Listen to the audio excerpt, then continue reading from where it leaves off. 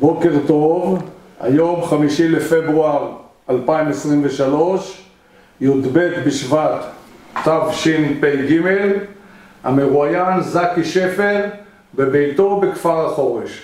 זקי, ספר בבקשה את הסיפור שלך. אני זקי שפר, מהבנים הראשונים של קיבוץ כפר החורש, למעשה הבן השלישי פה. ראוי להזכיר כמובן שקיבוץ כפר החורש נוסד בשנת 33 על ידי גרעין מתנועת גורדוניה, גרעין גליציאנרי. הם היו כאן מ-33 עד 48, עד פרוץ המלחמה, ובשנים האחרונות הם נתקלו בקשיים משמעותיים ביותר. קודם כל עקב הריחוק מקיבוצים ויישובים עבריים אחרים. אנחנו מדברים על טרום הקמת המדינה, והתנאים הכלכליים היו קשים. זה היה משק הר, והשטחים החקלאיים היו כולם בעמק, וזה היה כרוך בנסיעות ארוכות, כך שאנשים נשארו בשדות. הם לא עמדו בקשיים האלה, ובמהלך מלחמת השחרור הוחלט בתנועה, זה היה חבר הקבוצות אז, שהגרעין ייסד את קבוצת צאלים בנגב, הגרעין הזה יעלה ויחליף את הגליציאנרים פה ויקומם את הקיבוץ הזה. ואכן כך היה. אנחנו, הבנים היו במה שנקרא פלוגת הכשרה בכפר גיבטון, זה למעשה רחובות היום, והובאנו לכאן. כאן היו תנאים שהיום קשה לתאר אותם. גם התמונות המעטות שנותרו מראות סלעים, גבעה מסולעת וכמה בתים, מעט מאוד עצים. היערות של קרן הקיימת טרם ניטעו, או בקרבת הקיבוץ הם טרם ניטעו, וזה היה מקום, אם לחשוב על מקום חלוצי, אני חושב שלא היה כמותו, או מעטים היו כמותו. הילדות שלי עברה בקיבוץ, כמובן בלינה משותפת. זה היה קיבוץ שהיה אדוק מבחינת ההקפדה על כללי השיתוף והשוויון. גרעין קטן, הקיבוץ המשיך להיות מבודד, ומכיוון גם מבחינה גיאוגרפית וגם מבחינה מנטלית, החברים היו יוצאי מרכז אירופה, בעיקר הונגריה, אבל גם סלובקיה, טרנסילבניה, קצת קרואטיה, כולם דוברי הונגרית כמובן, וכולם ניצולי שואה. אנחנו עברנו כאן ילדות לדעתי מאושרת על כל מה שכרוך בזה. היה מחסור קבוע, אם כי לנו לא היה חסר דבר, כי בקיבוץ היו פרות, אז היה חלב, ומזה ייצרו שמנת וגבינות וכל מה שכרוך בזה. והיה לול, אז היו עופות לאכול וביצים, וזה היה פחות או יותר משק אוטרקי.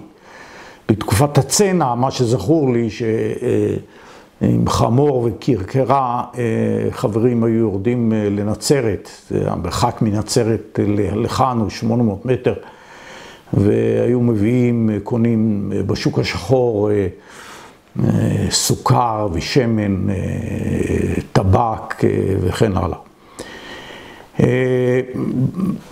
בשלב מסוים הקיבוץ עבר למיקום שהיה קודם לכן בית הבראה. לקיבוץ היה בית הבראה, זה המיקום הנוכחי.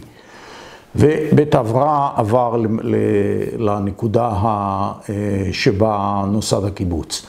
הדבר הזה נעשה במידת הידוע לי, כי יש כאן, בשטח הנוכחי יש יותר אפשרות להתרחב, יש פחות מגבלות קרקעיות, וזה פחות חשוב. בית הספר היה בקיבוץ, היה בית ספר של שתי כיתות, אנחנו היינו הכיתה השנייה, הייתה הכיתה הראשונה, אחרי זה נוספה כיתה שלישית ורביעית, והילדות הקיבוצית שלי, ואני מעריך של מרבית חבריי וחברותיי, הייתה ילדות מאושרת. דאגו לנו לחול, התרבות הייתה חשובה ביותר, יוצאי מרכז אירופה, חינוך למוזיקה, לאומנות, אלה דברים שאולי אנחנו לא כל כך אהבנו, בעיקר הבנים, אבל זה נתן את אותותיו בשנים מאוחרות יותר. בשלב של כיתות ההמשך, אחרי כיתה ח' עברנו לבית הספר האזורי ביפעת, העמק המערבי, ושם נפגשנו, לא לראשונה, אבל שם היה לה מפגש חברתי עם בני כיתתנו מקיבוצים השכנים, יפעת, רמת דוד, גלעד וכן הלאה. זה היה בית ספר עם מורים ברמה שהיום קשה למצוא אפילו באוניברסיטה. באמת בית ספר ברמה גבוהה, החינוך שקיבלנו נשאר איתנו עד היום. בבוא הזמן התחלנו להתגייס, זאת אומרת בא מועד הגיוס, והנושא הזה היה חשוב, הנושא של השירות הצבאי היה חשוב, זה היה חלק מהאתוס הקיבוצי, חלוצי, כמובן להתנדב ולבצע את כל מה שמוטל עלינו. הגיע תורנו עכשיו. סקי, לפני שאנחנו עוברים לצבא, בוא תספר קצת על מה קרה עם ההורים שלך באירופה לפני שהם הגיעו לצאלים. איך הם הגיעו לצאלים? כן, הוריי הם שניהם ניצולי שואה, יותר נכון אמי, היא בת למשפחה עמידה בעיר בהונגריה שנקראת פאץ', היו לה 3 אחים, ובזמן שהגרמנים נכנסו להונגריה, היה מרץ 44, היא כבר הייתה נשואה פעם ראשונה, והיא נשלחה ישר לאושוויץ, ובאותו יום שהיא הגיעה, היא ראתה את אביה, את אמה, אח אחד, ואת בעלה עולים השמיימה. היא הייתה אישה חזקה מבחינה פיזית, ולכן התמזל מזלה, והיא מונתה לעבוד במה שנקרא זונדר קומנדו, וזה למעשה היה הדבר שהציל את חייה. מה זה הזונדר קומנדו? היא עבדה בהוצאת הגוויות מהמשרפות במשך חודשיים, והם קיבלו כמה פרוסות לחם נוספות, כי זאת הייתה עבודה מאוד קשה, כמה קוביות מרגרינה נוספות, והיא בזה עסקה במשך התקופה הזאת.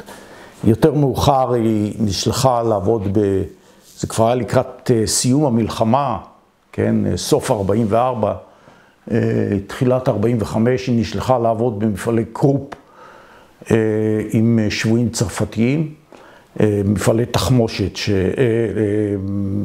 מפעלים שייצרו קנים, קנה ארטילריה וקנה רובים, עבור הצבא הגרמני, וזכורני שהיא סיפרה לי איך השבויים הצרפתים לימדו אותה לפתל את הקנים וליצור נזקים, והיות שם כבר לא הייתה בקרת איכות, כי זה קרה לקראת סוף המלחמה, אז זאת הייתה התרומה שלה.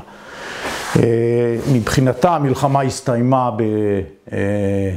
בחודש אפריל 45, היא לא זוכרת, היא השתתפה באחד ממסעות המוות, מאושוויץ לברגן-בלזן, והדבר היחידי, הראשון שהיא זוכרת, שסיפרה לי, היא הייתה היה לה טיפוס קשה, משקלה היה 24 קילו, והדבר הראשון שהיא סיפרה שהיא פתאום חולמת שהיא בגן עדן. למה? כי רחצו אותה עם מים חמים וסברון.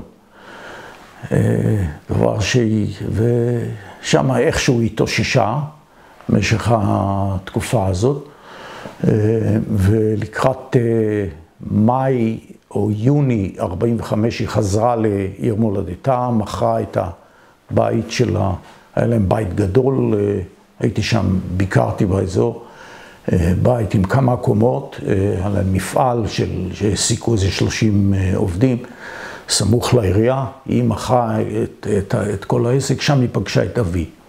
הסיפור עם אבי הוא שונה לחלוטין, אבי הוא יליד בודפשט, היה נראה גוי גמור, ואכן אנחנו מוצאנו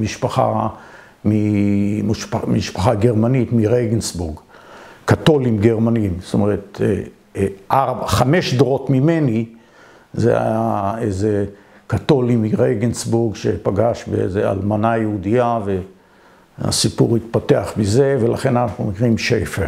שפר זה רועה בגרמנית. אבי היה גבוה, בלונדי, עיניים כחולות,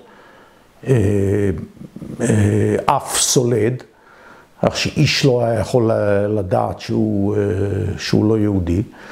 הוא היה ממנהיגי התנועה הגורדוניה מכבי הצעיר בהונגריה, והשתלב במפעל ההצלה הפנומנלי של יהודים מצילים יהודים.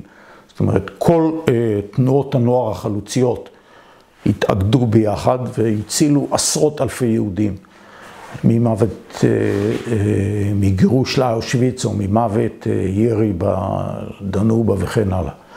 אבי נתפס פעמיים על ידי הצלב החץ, עונה קשות. בפעם השנייה כבר הוא הוצא לכיוון ההוצאה להורג, והוא לא גילה שום דבר. למזלו היה שהם לא היו מספיק חכמים לראות שהוא היה נימול. אז זה לא היה נהוג, אבל הוא היה ממש נראה גוי גמור. ופעם השנייה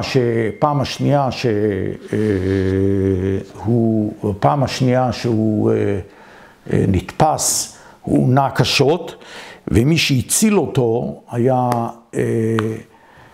יושקה מאיר לימים מקיבוץ געתון, שהוא היה לבוש בבגדים של הגסטאפו ההונגרי, צלב החץ, והוא אמר לאלה שבבית הסוהר, רבותיי, זה עסק שלי, זה עסק שלי, אני מוציא להורג. תשחררו אותו כאן, והיו לו גם דרגות וזהו, היה נראה גוי כמו אבי, כך הוא הציל אותו. אבי היה גם מזכירו האישי של קסטנר, ועבד עם ראול ולנברג בהצלת היהודים, זה סאגה נפרדת. הם עלו לארץ בחודש מרץ 47, אני נולדתי באוגוסט 47, ואמא לא אהבה את הקיבוץ מהרגע הראשון עד יום מותה. היא כבר התרגלה הנה, אבל היא עשתה מה שאבא אומר. וזהו, אבא היה פעיל בקיבוץ, הוא היה מזכיר, ואחרי זה הלך ועשה קריירה אקדמית, מאוחר מאוד, עשה דוקטורט בארצות הברית, לימים היה פרופסור באוניברסיטת חיפה, תפקידו האחרון היה, הוא הקים את רשות המחקר באוניברסיטת חיפה. עוד משהו שקשור לעבר שלו בהצלת היהודים, הוא ביום העצמאות, זה היה בשנת 50, אני חושב שזה היה השלישי או השני, הוא היה בין מסיעי המסועות. זה היה על פי גלויות, אז הוא ייצג את גלות הונגריה. זה היה כאות הוקרה על מעשיו בתקופת השואה. לימים הוא קיבל את עיטור הגבורה מההונגרים, ואות המציל וכן הלאה. האבא נפטר בגיל צעיר. זה פחות או יותר על בית אבא, עוד כמה דברים שלמעשה הם חיו את החיים שלהם, ואנחנו חיינו את החיים שלנו בבתי הילדים. ואמא שלי לא אהבה את זה, שהילדים לא בבית, אנחנו מאוד אהבנו את זה. כמה ילדים הייתם? היינו שניים, הפרש של 10 שנים, אחי נולד ב-57, היום הוא בהולנד, הוא מהנדס תוכנה. וזהו, המורשת, איך להגיד, של השואה, זה נשאר, זה חזק מאוד היה בקיבוץ. יום השואה זה היה אולי האירוע החגיגי במרכאות המרכזי, ולא פלא, כי כולם היו כאלה. אמא הייתה גם קצת נאורוטית, אבל היא שיקמה את עצמה יפה. זה לגבי בית הוריי. שאלה קצת חריגה, מה היה דעתו של אבא שלך, עליו השלום, על פרשת קסטנר? פרשת קסטנר, זה ברור שהוא היה כמזכירו האישי של קסטנר, שהוא הודות לחזות הארית שלו, הוא נשלח לזה ופעל כהונגרי לכל דבר. אז ברור שפרשת קסטנר זה היה בשבילו,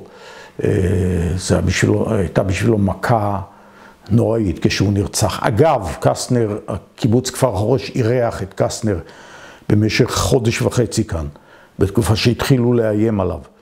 אז הוא בא הנה וסידרו לו כאן צריף, הוא חי בצריף במשך חודש וחצי. לא ראו אותו כמי שמכר את נפשו לשטן. טוב, זה כמובן איוולת מדאורייתא. גם בית המשפט העליון זיכה אותו מכל רבב של אשמה, וזה היה בזה כל מיני תחבולות פוליטיות של אז חירות ואגודת ישראל, וזה דברים שלא היו ולא נבראו, ופסק בית המשפט העליון הוא שקובע. זה מה שיש לי לספר עליו. יש חוויות מרכזיות מתקופת לפני צבא, ככה לדוגמה? כן, החוויות המרכזיות שהן דומות, אולי משקפות בני קיבוץ מדורי. מה שהיה חשוב יותר מהלימודים זה העבודה והספורט. גם הבנות, אבל זה פחות או יותר בסדר הזה. אנחנו היינו צריכים, היה חשוב לנו וחינכו אותנו שאנחנו צריכים להוכיח את עצמנו. איפה אנחנו יכולים להוכיח את עצמנו? בעבודה. ספורט זה עניין תחרותי, גם ספורט. אבל עבודה זה היה חלק קרדינלי בחינוך שלנו, כמו שאר הערכים שהוקנו לנו. אם למשל זרקו אותי, אני הייתי ילד, לא רוצה להגיד קשה חינוך, אבל הייתי קשיי ריכוז משמעותיים, ואז לא עמדו על זה. לימים הפכתי להיות פרופסור באוניברסיטה, וכנראה שעם כל המגבלות האלה זה אפשרי. אבל אז אני נזרקתי בצורה די תכופה מהכיתה, וזה גרם לי אושר גדול, כי אני ישר הלכתי לטרקטור הכי קרוב והחלפתי את הפלח שהיה שם, אני אהבתי את זה מאוד. היו כמובן חיי חברה, קשרים עם כל הקיבוצים השכנים, בטיולים ובמחנות הקיץ. זה למעשה היה חינוך שהביא אותנו לכלל הכרה שאנחנו האליטה. אנחנו צריכים להוביל, אנחנו צריכים לעלות קורבן, להשתמש במילים קיצוניות, או להקריב מחיינו, מנוחיותנו, למען הכלל. זה דבר שהוטמע בנו די חזק, והמשמעות המעשית של זה הייתה, בתקופה שהיינו עדיין בבית ספר או בחברת הילדים, זה להיות מדריכים ולתרום לחברה כמיטב יכולתנו, ולעבוד ולהשקיע הרבה בעבודה וכן הלאה. בצבא תיעלו אותנו כמובן להתנדב, זה היה גולת הכותרת, לשרת ביחידות הכי, לפחות יחידה קרבית, זה ברור. זה פחות או יותר החינוך שאנחנו קיבלנו. עכשיו נעבור לתקופה של באיזה שנה התגייסת? התגייסתי בנובמבר 1966.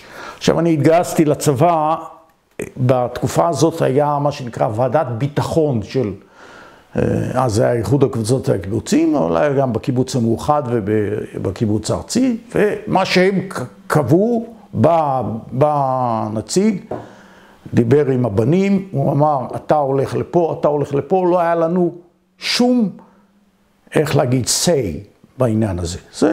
הם קבעו וזהו. אז הגיע תורי, והוא אומר לי, שפר, זקי שפר, אתה הולך לשייטת 13. אמרתי, שמע, אני בקושי יודע לשחות, אני רוצה ללכת לסיירת.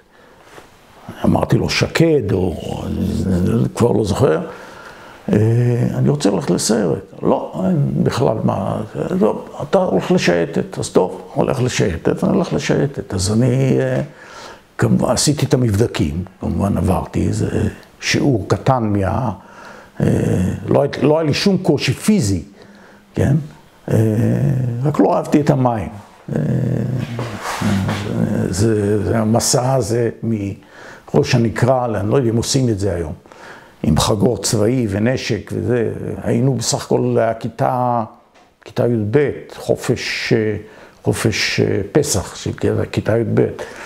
מסע 3 לילות או 4 לילות מראש הנקרה לאשקלון, וזהו, אז הלכתי לשייטת, אבל אני לא אהבתי את המים מההתחלה, זה לא היה דבר שהמצאתי אותו, אז יום אחד אמרתי לזה, לא קשה לי שום דבר, אתה רואה, אני עומד, התביעות הפיזיות היו, המאמץ הפיזי היה אדיר, לא היה לי קשה כלום, עשיתי את הכל יחסית בקלות. אמרתי, אני רוצה ללכת לסיירת, הלכתי לסיירת, אגוז. אגוז על יד הבית, זה מחנה שנלר. הייתה סיירת אגוז, באתי לשם, מהשייטת, עשיתי את הקורס המכין, וזה כמובן הכין אותי טוב מאוד, כי שם הדרישות הן בכל זאת יותר משמעותיות. באתי לשם, שם קיבל אותי יאיר פורמן מגינגר, הקצין, כבר לא זוכר מה היה תפקידו שם, הוא אומר, יופי, זה ישר ציוות אותי, הייתי בצוות, היינו, כל הקצינים היו, גם כל הקצינים וגם קורס סיור שלנו, זה היה קורס סיור הראשון, שהוא היה גדול, זאת אומרת, היו מעל 20 חניכים. כולם היו קיבוצניקים, לא יוצאים מן הכלל. פה ושם היו אולי בודדים שלא היו קיבוצניקים. כל מפקדי הצוותים היו קיבוצניקים וכל הפיקוד היה, מי שהיה אז חיים סלע, היה מפקד הסיירת, הוא נהרג אחר כך בלבנון, אותו החליף,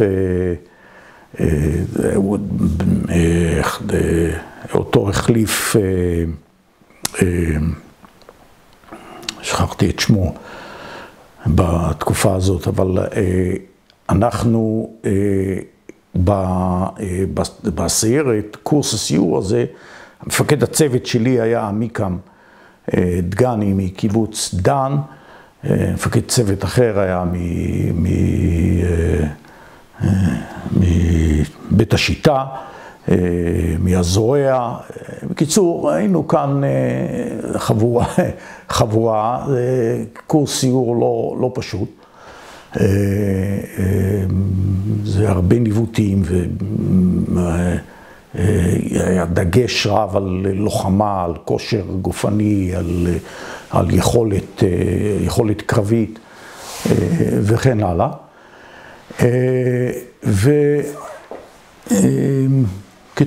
ולמעשה חלק זה היה לפני מלחמת ששת הימים. מדי פעם הקפיצו אותנו לפעילות מבצעית, ומיד אחרי זה הלכנו לקורס מ"כים, זה היה חלק מהמסלול, מה שנקרא. קורס סיור, קורס מ"כים, קורס צניחה, והלכנו לקורס מ"כים. קורס מ"כים עשינו ביחד עם סיירת גולני בג'וארה. וזה כבר היה בימים בימי ההמתנה. בימי ההמתנה, זה היה מאי 1967, מאי 67, והיינו בג'וארה, עשינו את הקורס הזה. כמובן לא יצאנו הביתה, התאמנו יום ולילה, גם בשבתות, גם ימי שישי, ואימונים קשים אפילו הגבירו את עוצמת האימונים ואת קצב האימונים ואת משכי האימונים, שפשפו אותנו חזק מאוד. בתקופה נדמה לי שבוע לפני שהמלחמה פרצה, פירקו את הקורס, שלחו את סיירת גולני לבסיס שלה ואותנו לבסיס שלנו, שהיה פה במחנה שנלר, ככה זה בקו אוויר מ-500 מטר מהקיבוץ. ואותנו הכינו לפעולות קומנדו. הביאו אנשים ממכון ווינגייט לאמן אותנו בקרב מגע ובסכינים ובמלו. מה הכינו לנו זה לא ברור, אני לא יודע עד היום. אני חושב שמי שיודע זה גדליה בנדר, לימים היה מפקד היחידה, סגן מפקד היחידה, והוא המפקד קורס הסיור שלו. אני חושב שהוא יודע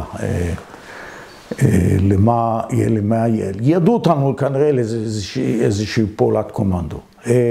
המלחמה פרצה, כשהמלחמה פרצה, אז אנחנו כבר היינו ביחידות האורגניות שלנו. ואנחנו הובלנו לצפונה, מיועדים לעלות על תל עזזיית ממערב. מי שזוכר מה זה תל עזזיית, התל המאיים ביותר. וסיירת גולני היו תל חפר, איך זה נקרא? מה? תל פחר. תל פחר. הם היו בתל פחר, הם עלו על תל פחר. למזלנו אנחנו לא עלינו. היינו פרוסים, זה אני לא אשכח את היום הזה, היינו פרוסים כל הלוחמים, כל לוחמי הסיירת, הם בסך הכל 30, כולל קצינים, כי הצוותים היו קטנים של 8, 10, והיינו כבר בפרוסי, במה שנקרא תלם, תנועה לקראת מגע, עם כדורים בקנה, והתחלנו, זה היה באזור של שער היישוב, כמדומני, היו הפגזות בכל עבר, אבל אנחנו היינו ססים אלי קרב, לא היה לנו עוד ניסיון קרבי, ואנחנו לא הבנו מה זה. אחרי זה זה כבר נרגענו קצת, אבל אז היינו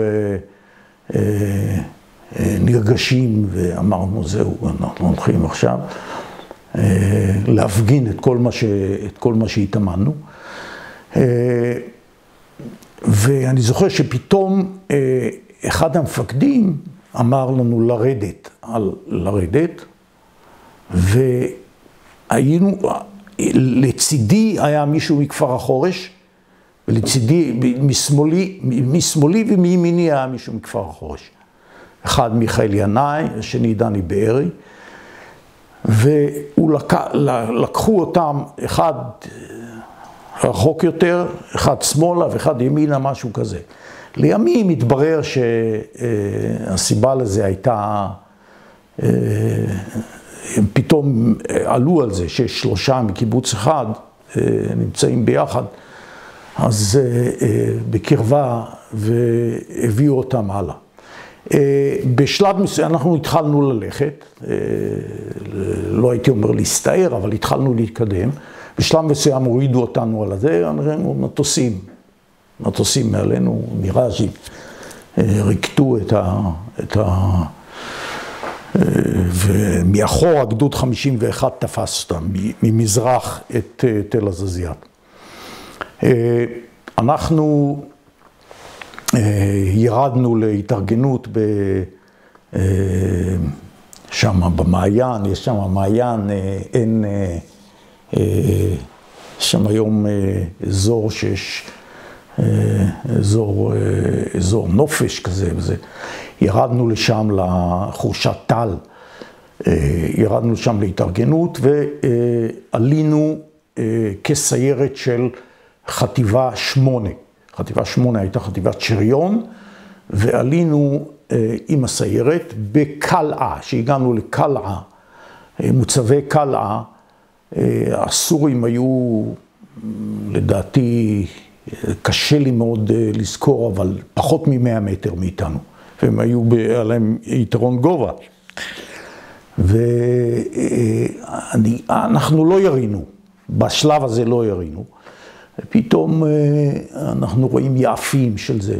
המטוס, אנחנו לא זיהינו, גם לא ידענו, וגם זה מטוס מיראז' ריקט את הזה, אבל היינו בטוחים שזה מטוס סורי, כן? כי זה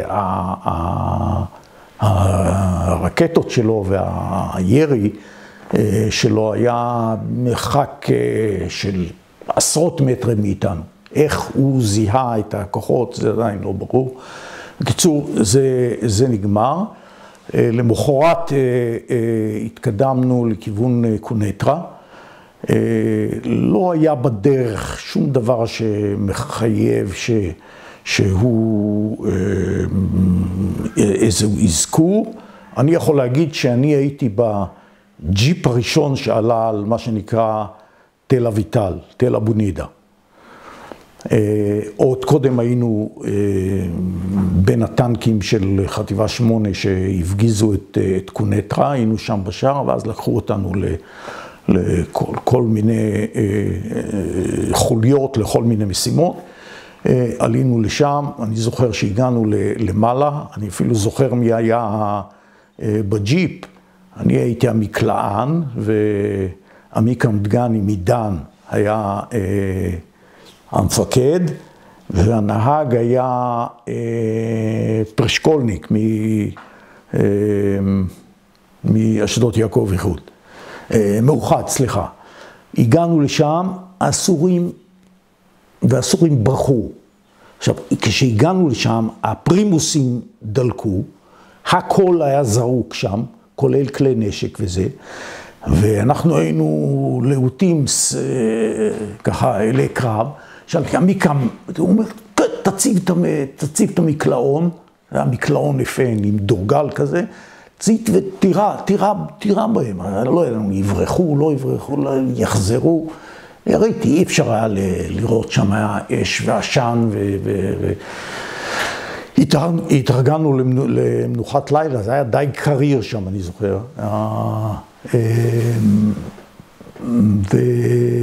ובבוקר מוקדם קמנו לסריקות. הלכנו לסריקות, סרקנו בונקרים, ואז לא היו מספיק מפקדים, אז עשו אותי מפקד חוליה. היו שני בחורים ואנוכי, שני הבחורים לא חיים כבר. דני שלזינגר מעין שמר ובחור חיפאי אחד, ששניהם כבר לא חיים. ואז הבחור החיפאי, אנחנו נכנסנו לתוך הבונקר, ויצאו מתוך הבונקר 3 שבויים סורים, עם ידיים מורמות. אחד היה עם רגל נפוחה פי 3 מהגודל, ואפילו ראיתי שהיה קליע של 0.5 ברגל שלו. והם התחננו לו, שזה אמרנו, בסדר, את מעט ערבית שידעתי אז, שהיום אני יודע יותר, אבל זה נתנו להם מים, ופתאום אני שומע דריכה. מסתכל, אני רואה את הבחור הזה שלו, נקוט בשמו, שהוא דורך ורוצה, אמרתי, אני מפקד החוליה, אם אתה יורה בו, דמך בראשך, תוריד את הנשק, וזהו. הצלתי 2 או 3 שבויים סורים. זהו, התקופה הזאת של המלחמה הסתיימה די מהר. אנחנו חזרנו למשימות אינסופיות של ביטחון שוטף, שכללו בעיקר מערבי דגן, זה אמצעים מיוחדים עם ראיית לילה וזה, בגבול ירדן, בגבול סוריה, בגבול לבנון. היינו יחידה שהוקפצה כל הזמן עם פעילות מבצעית בלתי פוסקת. אחד הדברים שזכורים לי באופן מיוחד זה חציית הירמוך. יצאנו לתשמועים או למערבים, היינו צריכים לחצות את הירמוך. אני חושב שזה כבר היה בחורף. הסיפור לא נעים במיוחד, היה חבל. עכשיו, מישהו היה צריך ללכת עם החבל, והירמוך זרם בזרימת אימים. אז תמיד יצאנו בצורה כזאת שניקח בחשבון את הסחף, שאורך החבל יספיק. עכשיו, את החבל צריך לסחוב.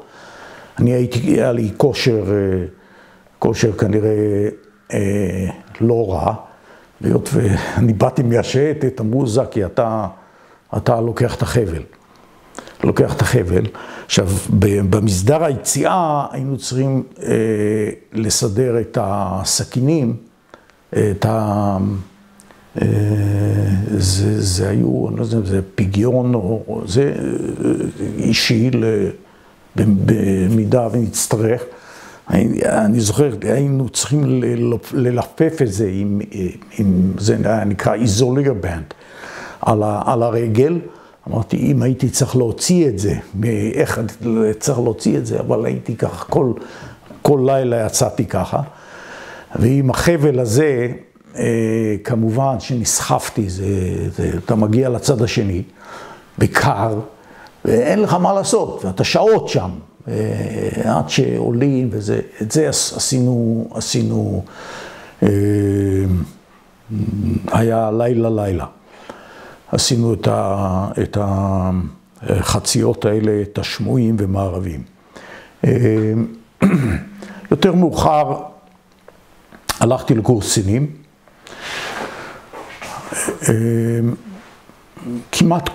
כמעט כל החבר'ה שהיו בקורס הסיור הלכו לקורס קצינים. זה היה קורס הראשון שהתחיל והסתיים במצפה רמון.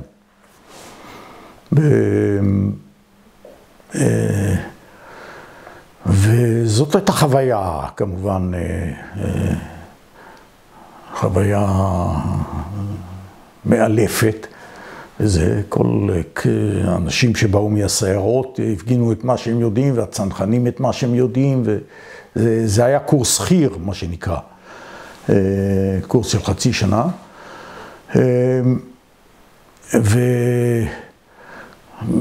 ואני לא אלאה אתכם בסיפורים על מה היה בקורס קצינים, זה לא חשוב כרגע. אני זוכר אולי אזכיר את סיום הקורס.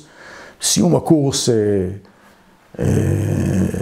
באו ההורים כמובן, וזה מסע לא פשוט. אנחנו מדברים על אוקטובר 68, אם זה טנדר רעוע של הקיבוץ, לנסוע מאיזה, אני יודע, 400 קילומטר או 350 קילומטר, זה לא היה סיפור פשוט.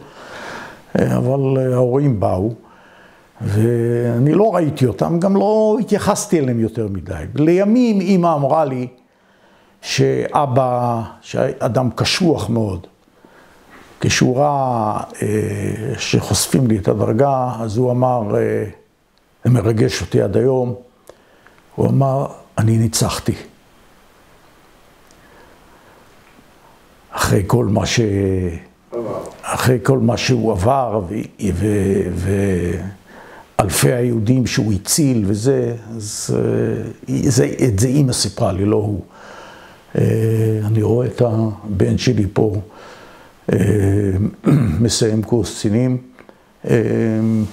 בסיירת, אני ניצחתי, הוא אמר.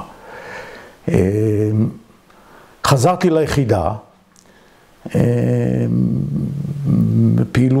פעילות מבצעית מהלילה הראשון שהגעתי. אני זוכר שהגעתי בשעות אחר הצהריים, בלילה כבר יצאתי למערבים, והיה חורף. לקראת החורף, זאת אומרת, אז זה היה עוד סתר, לקראת החורף, היינו עושים מערבים לאורך הירדן, באזור בית שאן. ובלילה סוער אחד, היה לילה שקשה, אי אפשר לראות מטר. למרות שעשינו סיור הכנה, מפקדי המערבים עשו סיור הכנה, אז הסיור הכנה לא עוזר כשאתה לא יכול לראות שום דבר. אי אפשר לראות שום דבר, כי לא היה לנו גם שום אמצעי הגנה נגד הגשם והרוח וזה. אי אפשר לראות כלום. בקיצור, אני פספסתי את המערב, הזחלם, זה לא היה נגמש, זה היה זחלם. הזחלם שקע, זה היה סיפור. בקיצור, למחרת בבוקר, בדיוק במקום שהמערב היה צריך להיות, מצאו מוקש וזהו. וזה, מי שהיה סגן מפקד היחידה, קרא לי, קראו לו גדליה בנדר מקיבוץ עינת, חברי הטוב עד היום, קצין מעולה, למדתי ממנו הרבה, הוא אמר, זק, אתה לא יכול להמשיך פה. זה כמובן די, זה לא דבר נעים, אבל אמרתי, זקי, תרים את הראש, אין מה לעשות. אתה היית עושה את אותו דבר, אני הייתי עושה את אותו דבר.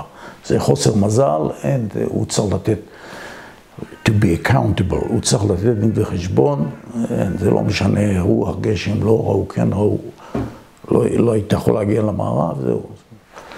לא, באותו היום, זה היה בלילה, למחרת בבוקר כבר לקחתי את זה, אמרתי, שמעתי שמקימים סיירת חדשה, 244, יחידת המיעוטים. הגעתי לשם, חלק היה ביטחון שוטף, כמעט כל לילה, כל יום היו אירועים, אני אעמוד על כמה מהם. האירוע הראשון שהיה, זה היה נדמה לי יומיים אחרי שהגעתי לשם, פקדתי על סיור בוקר מעין יהב דרומה, אני לא זוכר מה היה הנקודה, והייתה סופת חול נוראית.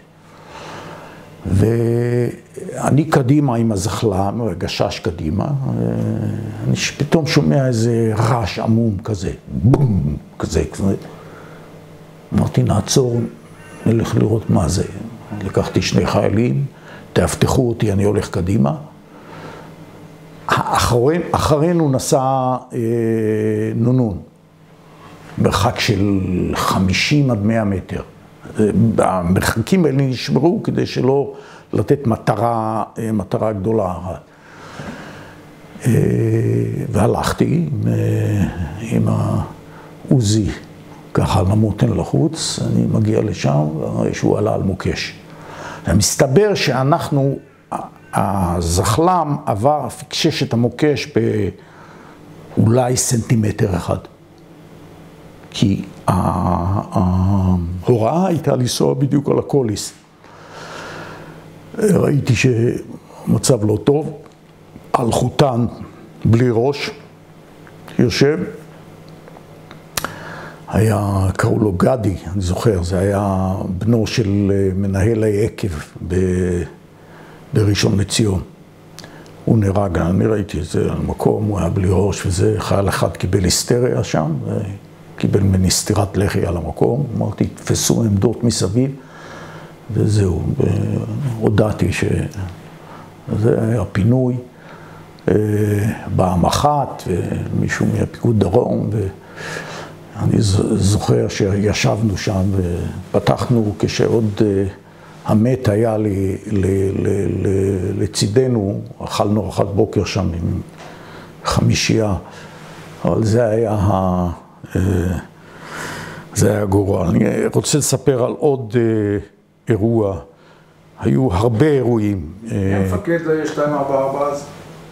היה מישהו שנקרא מולה מחמד, מירקה, שהוא נתן לי למעשה לעשות כל דבר שקשור בתכנון ובזה, אמרת, קמב"ט וזה.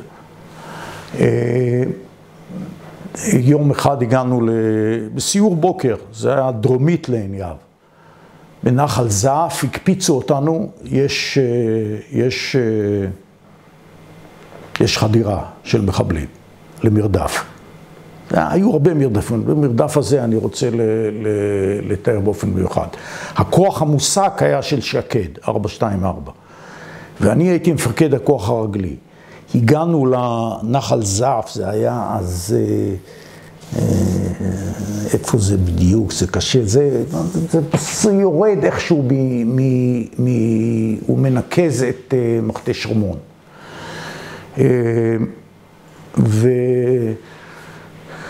והגענו לאזור מלא צוקים, ככה מלא משונן מאוד, ועלייה מפרח. היה שם, אני חושב באותו יום 44 מעלות חום. נגמרו לנו המים, אז המסוק של 424 זרק לנו מים. הגעתי לאיזושהי נקודה שפתאום היה על הירי, אמרתי לשכב כולם, זה היה מין צוק כזה של סלע, שמתחתיו הייתה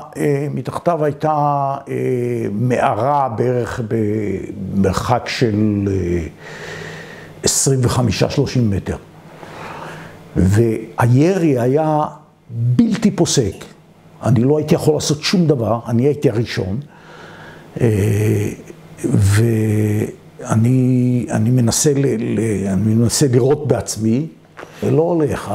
הם היו אמיצים, היו שם 3 או 4 מחבלים, והם ירו. אז נכון שאנחנו היינו מעליהם, והיו גם על המסוק, היה רחוק יחסית. אני ניהלתי את כל פעולת המרדף. גמרתי את כל המחסניות, ואז היה לי תקלה בעוזי. אמרתי, תעבירו לי מאחורה. אף אחד לא הרים את הראש. אי אפשר היה להרים את הראש, כי הם ירו בלי סוף. איכשהו גררתי רובה, ועם ברובה הזה השתמשתי. הייתי צמא, אני זוכר שהייתי מולחם לסלע. זה היה חום בלתי נסבל. זה גם מקום בלי תנועת אוויר. זה היה נדמה לי חודש מאי, אני לא זוכר, אבל היה מאוד חם. וגמרנו את המים. זרקו מים, קשה היה להגיע למים כי הם ירו. בקיצור, הייתי שם בסך הכל, היינו שם כשעה, שבשלב מסוים היה לי קשר עם המסוק. פואד היה שם, מפקד היחידה, והוא היה במסוק.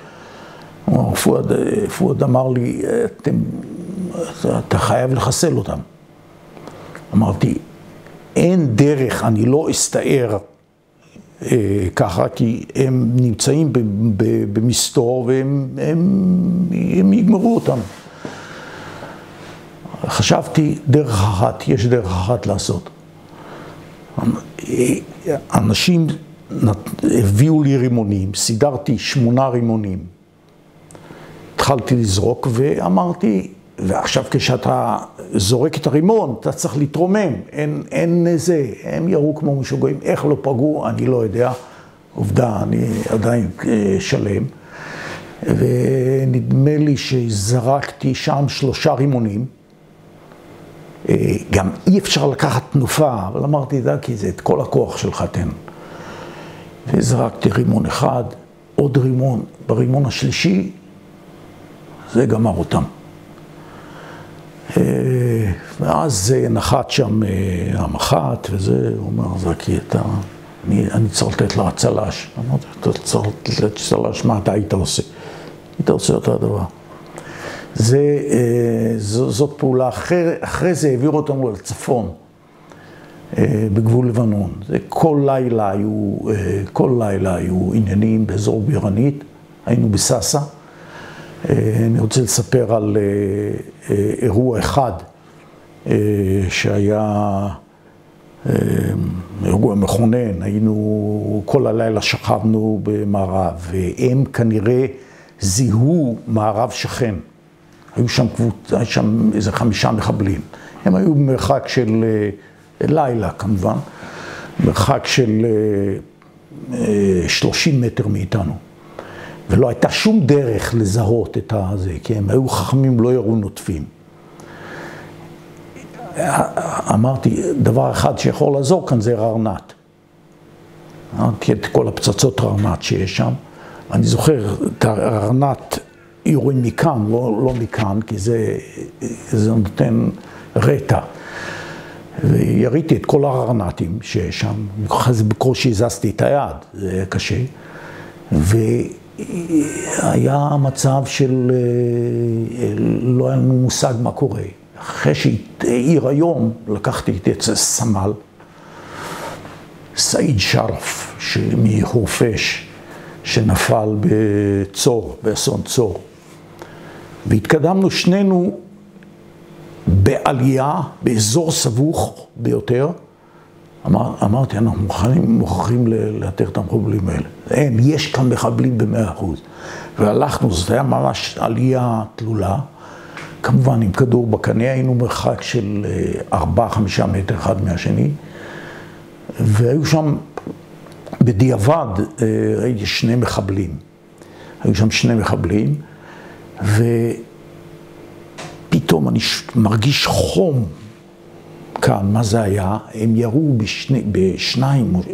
בשני הקלאצ'ים, ירו והצרורות, זה עבר בין שנינו, וזה היה קרוב אליי, ואנחנו באותו זה לא במקביל, אני חושב במקביל, רוקנו את המחסניות, שזה 2 מחבלים שם, 2 מחבלים, חיסלנו שם 2 מחבלים. היו אחרי זה עוד פעולות אחרות, וככה הסתיים אותו גדליה שהוציא אותי, הוא ראה אותי באחד המרדפים ואמר, זקי, אתה צריך לחזור ליחידה. אני זוכר את זה עד היום. אמרתי, אני רוצה לחזור לפלחה. אז הוא ראה את ביצועים במרדף הזה, הוא אמר, זקי, אתה צריך לחזור ליחידה. ואז בא השחרור. אני רוצה לעבור לתקופה של מלחמת ההתשה, בתעלה. אני השתחררתי בנובמבר, בחודש אפריל גויסתי לתעלה, וכיוצא יחידת סיור, שמו אותי בסיירת של חטיבה 14 או 401, בגזרה המרכזית של תעלת סואץ. כמ"מ. זו הייתה התקופה הכי גרועה של מלחמת ההתשה. זו הייתה תקופה שכל יום... אתה במילואים עכשיו. מילואים, כן, אבל זה כבר, הייתי בתנופה מהסדיר, זאת אומרת... וסיירת, זה חבר'ה טובים, חבר'ה היו במצב נפשי גרוע ביותר, כי היו המון אבדות. אני תפקידי היה כל בוקר להכניס שיירת אספקה למעוזים. ועברתי זה נקרא צומת מצמד, אחרי זה יותר מאוחר, הגשר היה שם, זה היה נקרא דר סואר דרום. כל הצמתים היו מטווחים. אתה מגיע לצומת, מאות פגזים, מכל הסוגים. מה שאתה, מכל הסוגים והמינים, וכשאתה מתקרב לתעלה, אז הקופים שלהם, קראנו להם קופים, זה הצלפים שלהם שישבו על הזה. בקיצור, זה... עכשיו, ההוראה הייתה, שלי הייתה, אני כבר לא זוכר מה הייתה ההוראה הזה, כולם, רק אני זקוף, אני חייב לראות מה קורה. כולם בתוך הזה. הזחלם, זה היה זחלם, אז לא נגמש. הוא נפגע אבל יצא בשלום. זה היה סיוט. כל בוקר הייתי צריך להתחנן לחיילים. איזה חבר'ה טובים, הם פחדו. גם אני פחדתי. אבל אני לא יכול להראות להם. הייתי צריך לקחת חייל, ולשים אותו על זה, ולהסביר מה התפקיד, לתת תדריך לפני יציאה, וזה היה 45 יום. באחד הפעמים עשינו סיור מהחווה הסינית לחווה היוגוסלבית. צפונה, הייתה חווה יוגוסלבית, חווה סינית. זה היו חוות חקלאיות שהם יסדו. והסיור התבצע בצורה כזאת שהיו שני ג'יפים, מפקד הסיור, אני הייתי באחד הג'יפים, וזחלם אחד. נסענו צפונה. היו המון נפגעים. אני כבר לא זוכר באופן ספציפי, אבל בסיירת שאני הייתי, רק בתקופה הזאת, נפלו כ8 וכ16 נפצעו. אחרי שאני הלכתי, גם מפקד הסיירת נהרג. זה היה, אתה יוצא ואתה, אין לך מושג אם אתה, זה צריך נחישות, ואני לא מתבייש להגיד גם קשיחות, כן? הוא צריך לנשוך את השפתיים ולצאת. אין מי שיעשה את זה, אתה צריך לעשות את זה. וזה יום, צומת. אתה מגיע למעוז, מותר ל4 אנשים להיות במעוז, כי הם ראו את הכל, האבק, והמטירו על המעוז. היו ימים שאנחנו חטפנו במשך פחות משעה 1,500 פגזים. ואחרי זה אתה צריך לקחת אוויר ולצאת מהמעוז. הם נשארים מוגנים, אתה לא, אתה יוצא וזהו. יום אחד אני חוזר לקטע הזה של מהחווה הסינית, לסיור מהחווה הסינית לחווה היוגוסלבית, נדמה לי זה היה איזה 30 קילומטר. את זה עשינו עם ג'יפים. יום אחד לפני הסיור מגיע מסוק.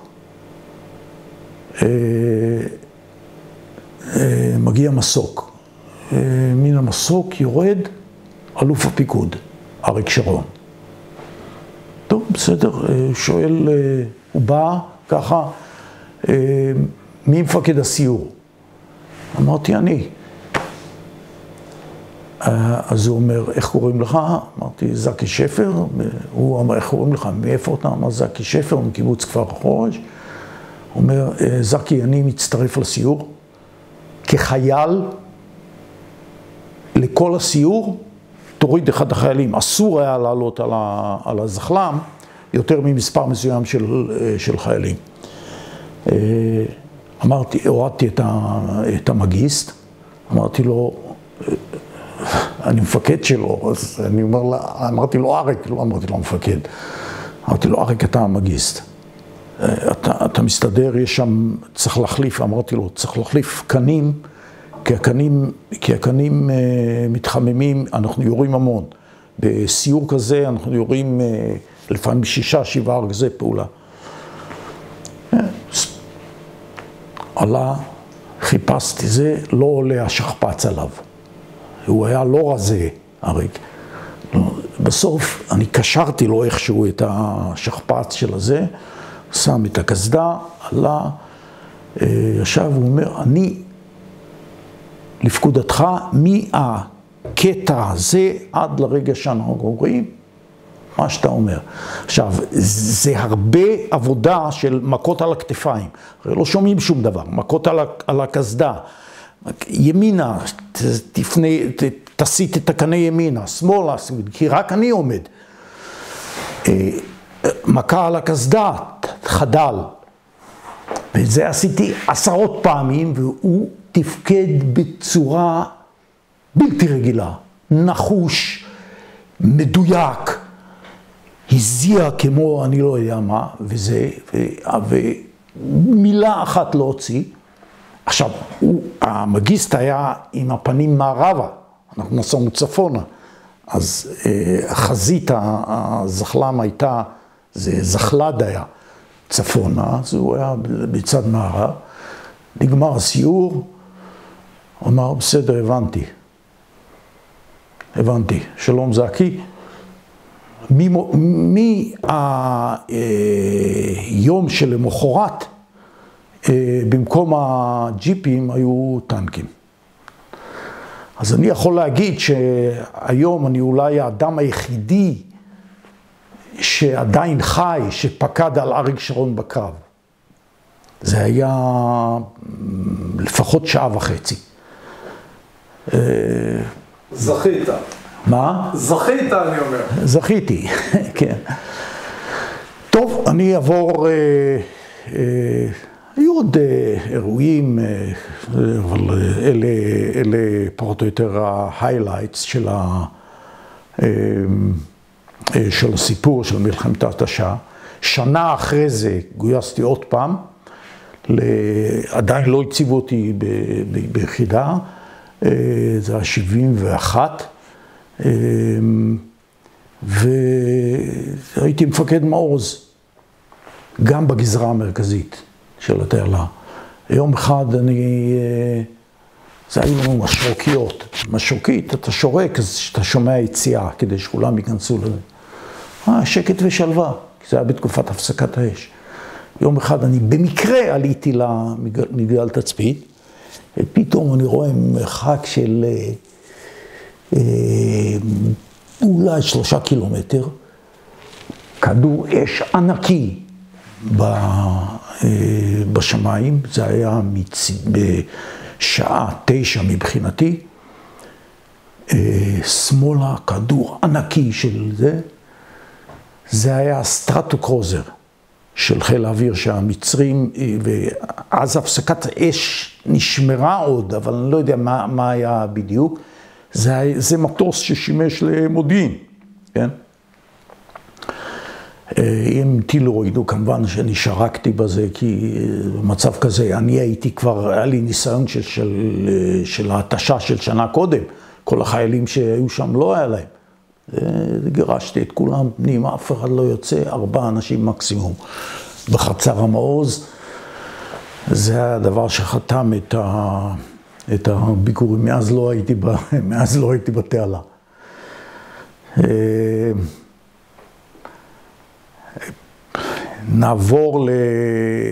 נעבור למלחמת יום הכיפורים.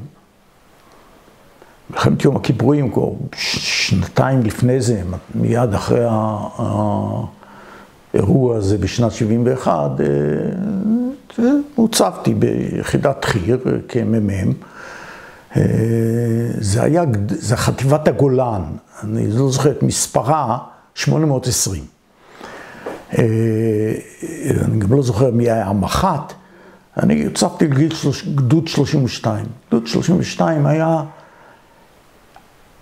כל הקצונה על טהרת הקיבוצניקים היה סמג"ד אחד, שי ארזי, מכפר יהושע. המג"ד היה עזרא אוריון מרמת יוחנן, כולם קיבוצניקים, וכל החיילים היו חיילים עמך.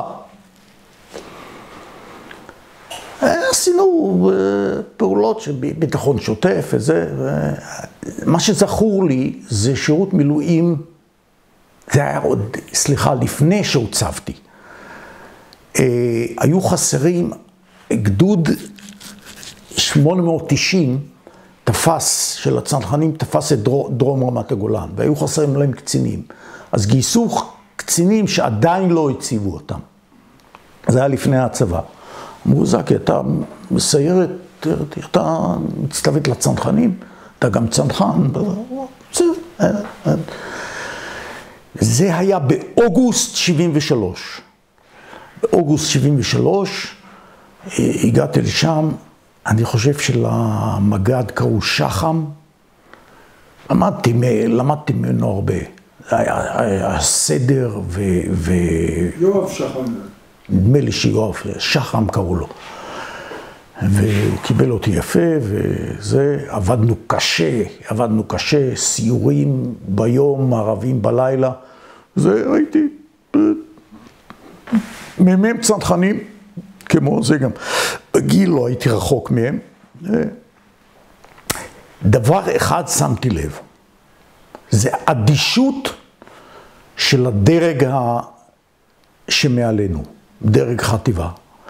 אני הכרתי את רמת הגולן טוב, מהרבה מילואים ומפעילות מבצעית וזה, והכרתי את הצד השני טוב. זה היה דרום רמת הגולן, וראיתי שם דברים שאני לא יכולתי להסביר לעצמי. תנועות של צבא, פריסות של רשתות הסוואה, תנועות של ארטילריה, תנועות של טנקים. בכלל, הקצב האירועים שהיה שם, הוא היה חריג לגמרי. אתה מדבר על אוגוסט? אוגוסט 73. כמה זה? חודשיים לפני פרוץ המלחמה. אני העברתי את זה למג"ד, אמרתי, תראה, אני רואה את הדברים, אני מכיר את הרמה טוב, בעיקר את הגזרה הזאת. אני לא יכול להסביר לעצמי אמרו לי, מהמודיעין בא כמה, הוא אמר, זה אימונים, וזה אין מה לדאוג. אמרתי, תראה, אני לא יודע אם אני דואג, אני לא יודע שום דבר, אני סגן, ואני רואה את מה שיש בשטח, אבל אני ראיתי דברים אחרים לחלוטין לפני כמה חודשים. ופתאום אני רואה את הדברים האלה, אני לא יודע אם צריך להיות בשקט או לא, זה אתה תחליט, אני חובתי להעביר לך את חששותיי. אמרתי לו, אולי לא בשפה כזאת נמלצת, אבל אמרתי לו. זה תקופת המילואים הזאת עם גדוד 890, וזה הסתיים. המלחמה, ואז עשיתי, צירפו אותי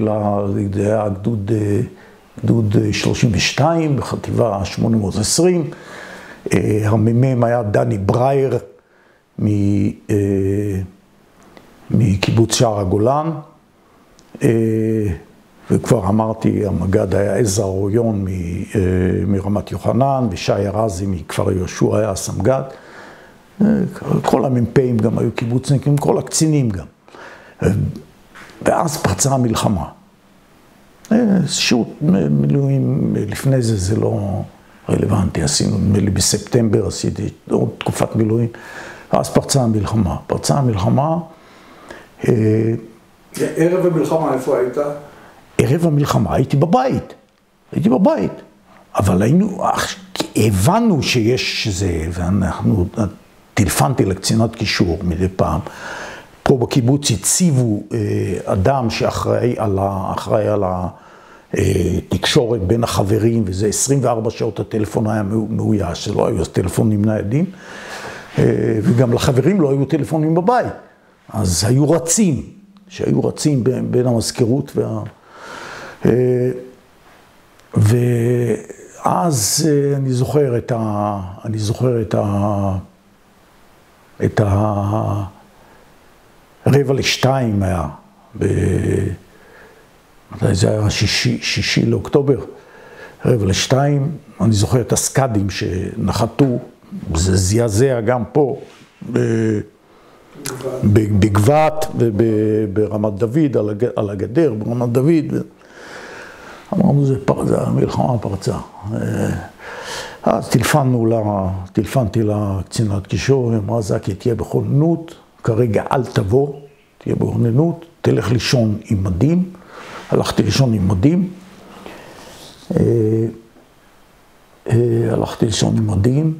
ב10:45, אני זוכר עד היום, מי שהעירה אותי, דניה,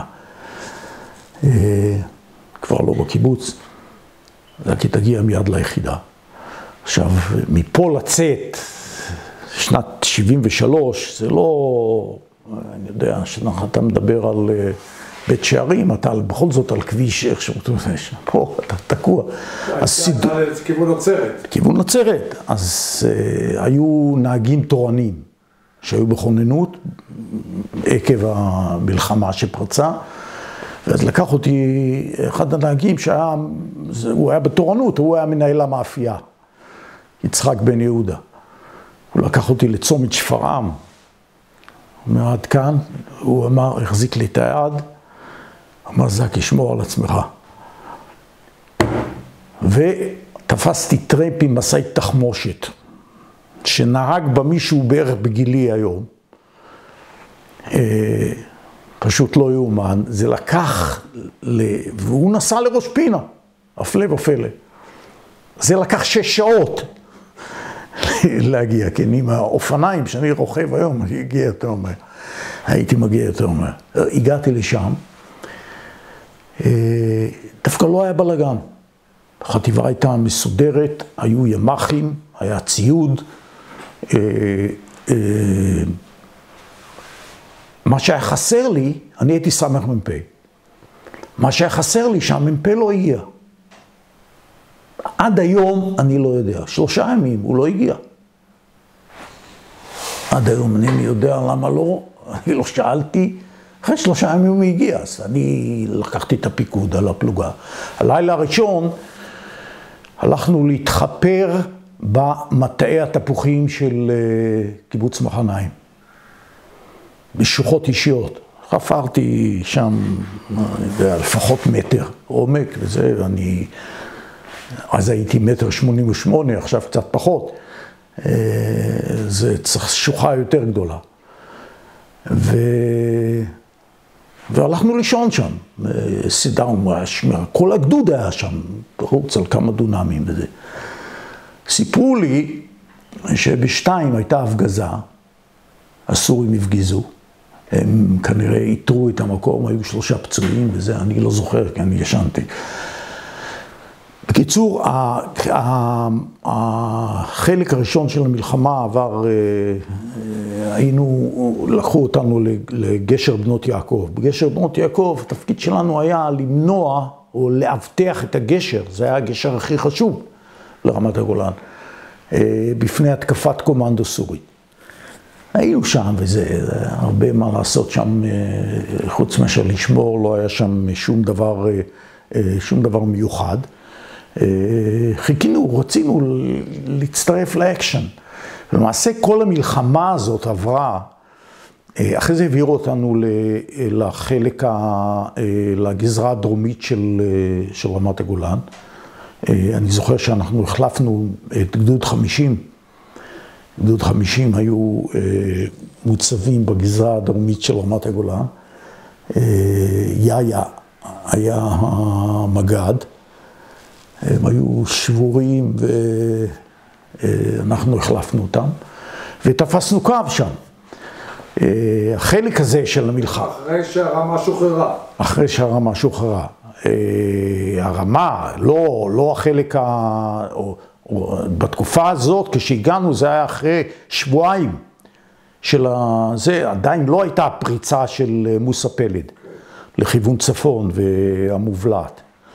אבל זה מבחינתנו היה דבר שלא קשור בכלל, לא קשור אלינו. אנחנו תפסנו את הקו ממוצב, אני לא יודע, זה היה 115, 116, עם סיורים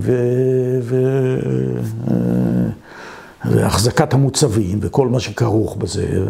אחד הדברים שזכורים לי זה שאנחנו היינו במקום שנקרא נחל גולן, לא יודע מה זה היום, בקצה זה מעל ארוקד לנחל ארוקד, המזלג בין ארוקד והירמוך, והיינו שם צמודים לסוללה 120 מילימטר.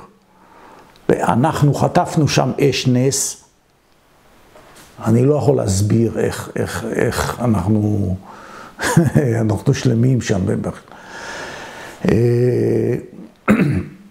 על התקופה היינו מגויסים 8 חודשים. זו תקופה, אני חושב, הארוכה ביותר שמישהו היה מגויס.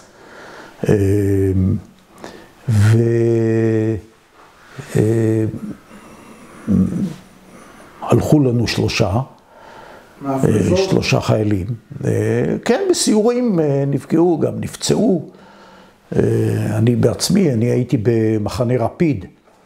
במחנה רפיד פעם הייתה הפגזה, ואני תוצצתי לראות שהכל בסדר בחוץ, והיה שם BTR סורי, והדלת שלו נגחה אותי כאן. אני זוכר, זה היה לי בולקלי, זה עד היום קיים. אמרתי, זקי, אתה לא מצטרף לפצועים של זה. אז רק באתי זה בכל זאת, היה כאן נזילת דם רצינית וזה. הלכתי לרופא, הרופא היה איזה גינקולוג חיפאי, בחור עם חוש הומור לא נורמלי. הייתה לו עבודה שם. זה אומר, זקי, זה שום דבר, זה יוסיף לך לוויית חן גברית. עזוב את זה, זה הכל תקין. וזהו, אני דבר נוסף רוצה להזכיר, אנחנו היינו מיועדים, זה היה חורף קשה מאוד, חורף מושלג וממש חורף קשה, היינו צריכים, קבעו מי הם החיילים, בחרו את החיילים אחד-אחד, הוטל עליי להיות מפקד החילוץ, מפקד הכוח היה סמג"ד, שהיה רזי מכפר יהושע, ותפקידי היה להגיע במידת הצורך, להגיע, המשימה הייתה לפוצץ 2 D9 סוריים שעשו מחפורות בתל קודנה. תל קודנה הוא בערך מול תל פארס.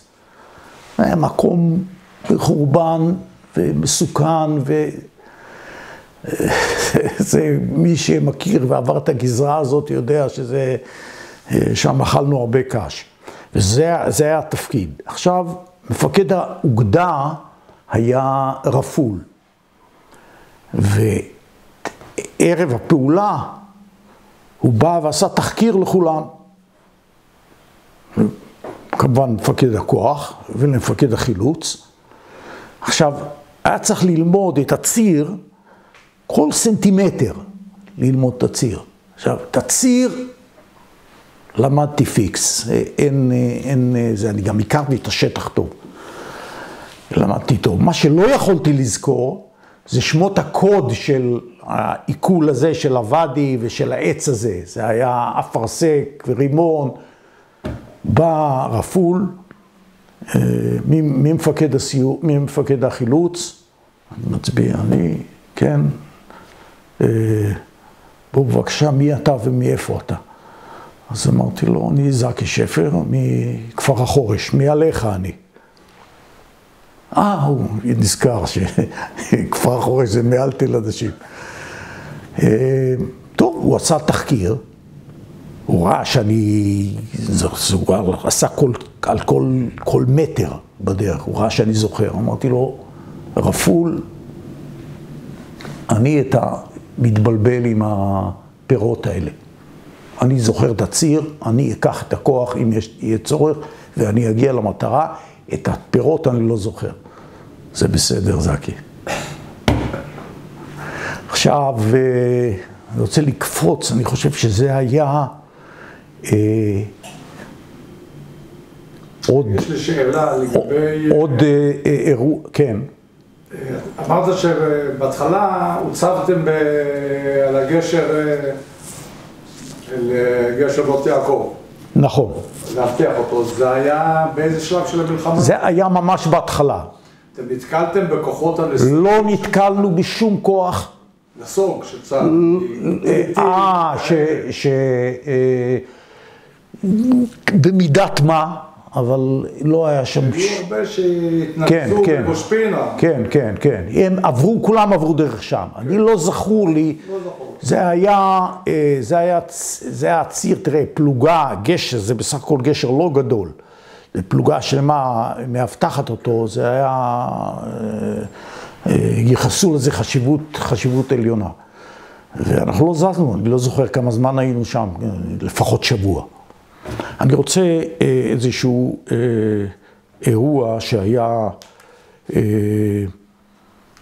וזה מתקשר למה שסיפרתי קודם, לכך שמוציאים מילואימניקים לפעולות מעבר לקווי האויב. זה לא דבר, אני לא יודע איך היום, אבל אז זה לא היה דבר מקובל. היו מספיק סדירים שיכלו לעשות את זה. זה היה תקופה שהיה לפני, כן, זה היה לפני המלחמה, זה היה תקופת מילואים שעשינו באזור גבול לבנון. באזור גבול לבנון, לילה אחד מודיעים שאנחנו צריכים לעשות חדירה ללבנון. זה היה פתחלנד, אזור של פתחלנד. טוב, למחרת בבוקר מודיעים לי, זקי, אתה המפקד, אז הייתי הקצין הכי צעיר, והקצין היחידי שיוצא סיירת, אגוז בזה, אז אמרו, זקי, אתה תהיה מפקד, מה מדובר? היינו צריכים ללכת ולעשות תשמוע, בתוך הפתחלנד, לחדור שם בעומק של 7 או 8 קילומטר, מעל כפר שנקרא שובה. אני זוכר את שמו עד היום. המג"ד אמר לי, זקי, תבחר איזה חיילים הכי טובים שיש בגדוד, אחד, את הסגן שלך וזה שהוא גם יהיה קצין, זה בסך הכל 10 חיילים. בחרתי בזה ותאמן אותם שבוע. הייתי צריך לאמן אותם שבוע, מילואימניקים, מה, אימונים, קריאת תחת, קראתי להם את התחת. נתקלתם ימין, את כל הסיפור. הגיע ליל החדירה. ואנחנו, כל מה שידענו, שאנחנו צריכים להחליף צנחנים שנמצאים שם, סדירים שנמצאים שם. טוב. אני לא זוכר בדיוק מאיפה יצאנו. זה היה לילה חשוך וזה גם גבוה היה. הלכנו ברגל, אני כבר לא זוכר איך הניווט היה לי שם, והגענו לשם בול. בשלב מסוים הייתי צריך לעשות חבירה עם הצנחנים. אז אני אומר, אדום, זה מפקד הצנחנים, כאן, משהו כזה וכזה. כן, כן, התקרבנו לאחד לשני. הוא אומר, אני אעשה איזשהו סימן שאתה תראה, תגיד לכל האנשים שינצרו את הנשק ולא זה, שזה אני קם. ואני אעשה סימן, הוא עשה סימן, איזשהו סימן מבריק. אני מגיע, אז כבר היינו איזה 200 מטר ממנו. זה שטח סלעי, סבוך, קשה מאוד. עד שאני מגיע אליו, מי זה? בן מהקיבוץ שלי. היה סמ"פ ב-890, בחור בחור כארז, היום הוא אשף הייטק. זאת הייתה פגישה מאוד נרגשת, כמובן שלא היה זמן לחיבוקים ולזה, אבל זה דבר שלא יישכח, וזה באמת ההסתברות שזה יקרה היא לא קטנה. התשמוע שעשינו שם, שזה היה תשמוע וגם מערב, היינו בסך הכל 12, היינו במעגל כזה גדול, ואנשים עשו בתורנות. אם מישהו היה צריך להתפנות, היה צריך להתגלגל בזה, כי זה היה חשוף, זה המקום, לדעתי לא הבחירה הכי טובה. היינו כל הזמן נצפים, לדעתי היינו כל הזמן נצפים. הוא חטף איזה 8 ררנטים, ממש קרוב, עלינו לא ירו. פתאום הרים אותי במשך היום, אני בלילה הייתי ער, ביום אני נמנמתי, פתאום הרים אותי ואומרים, אחד החיילים הלך. מה זה אחד החיילים הלך? לאן הוא הלך? לקנות סיגריות בכפר הלבנוני. אני אומר, מה אני עושה עכשיו? מזל שהוא היה עוד בטווח צעקה. צעקתי לו, תשמע, אם אתה לא חוזר עכשיו, אני יורה בך, אתה חוטף כדור בראש, ואנחנו נחזיר אותך בתוך ארון. הוא חזר על 4 וזה, היינו שם 48 שעות. זה היה תחילת היום השני, היה קשור גם בידיים וגם ברגליים, וזה סוף הסיפור. זה סוף הסיפור.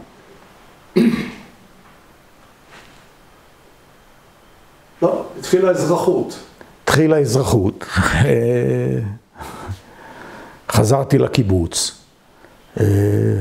לקיבוץ. הלכתי בשלב ניסיתי, לפני מלחמת יום הכיפורים. ניסיתי לארזה, היום אנחנו לא חיים יחד, פרודים.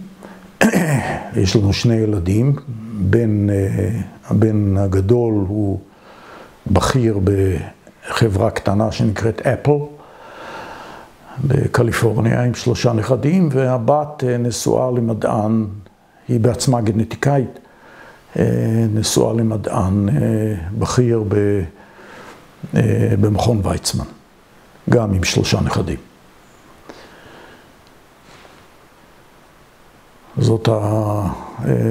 אני בשלב מסוים עבדתי בגידולי שדה, גם כשהייתי נער עבדתי בגידולי שדה בפלחה, וגם כשחזרתי מהצבא, ובשלב מסוים, מתישהו בשנות 80, אני עשיתי תואר ראשון תוך כדי עבודה ברפת.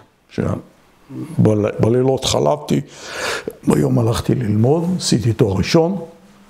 בשלב מסוים, זה היה תחילת שנות ה-80, החלטתי שאני צריך לעשות איזשהו עברור, ויצאנו לשליחות של הסוכנות, 2.5 בניו זילנד, תקופה מאוד, בתקופה הזאת פרצה מלחמת לבנון. זוכר, הדבר הראשון, ברגע ששמעתי, טלפנתי לקצין הביטחון בשגרירות בקנברה, שאלתי אותו אם צריך לומר, גם לא גייסו את גם לא כל הסדירים, אין צורך לחזור מניו זילנד. בשביל זה היה קשה, אבל יותר מאוחר עשיתי תואר שני, תואר ראשון באוניברסיטת חיפה, תואר שני באוניברסיטת תל אביב. זה כבר היה זמן שהמשבר בקיבוץ היה, הסימנים הראשונים היו ניכרים, ואמרתי לעצמי, זקי, שלא יתפוס אותך עם מכנסיים למטה, זה שאתה יודע לנסוע בטרקטור הלוך לקצה התלם ולחזור בתלם, אתה לא יודע מה יהיה פה.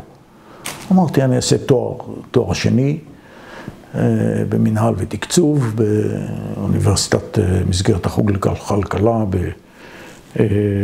באוניברסיטת תל אביב. עשיתי את זה די מהר עשיתי את זה בשנה וחצי, ועברו עוד כשנה וחצי, החלטתי, אז כבר היה שיא המשבר. החלטתי שאני רוצה לעשות דוקטורט. ארזתי את חפציי לבד. נסעתי לניו זילנד עם אפס כסף, לא היה לי כסף, אני זוכר שהייתי רעב תקופות ארוכות.